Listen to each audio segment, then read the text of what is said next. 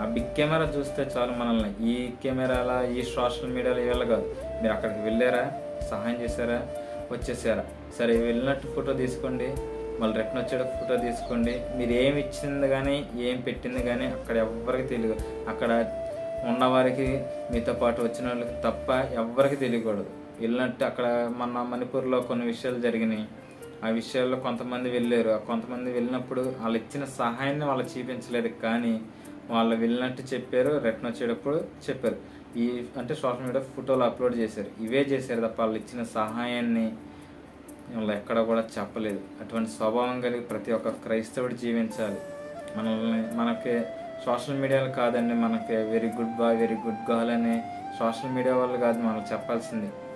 మనకు చెప్పాల్సింది ప్రభు.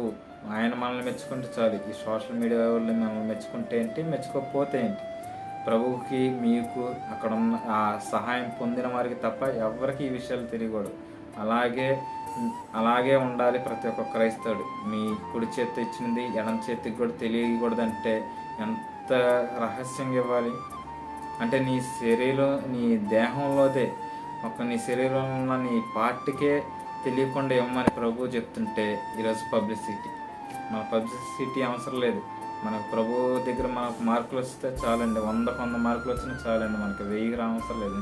100 మార్కులు వచ్చినా చాలు, మన జీవితం ధన్యకరం అయిపోతుంది. దయచేసి సహాయం చేయండి, తప్పంటలేదు. కానీ ఆ సహాయం బయట పబ్లిసిటీగా ఉపయోగించుకోకండి. దేవుని దృష్టికి నీచులుగా మారకండి. ప్రతి ఒక్కరు ఈ యొక్క వాక్యాన్ని విని మారుమనసు పొందాలని, దేవుడు నన్ను మనందరినీ వాక్యం ద్వారా బలపరచాలని మనస్ఫూర్తిగా కోరుకుంటున్నాం. ఆమేన్.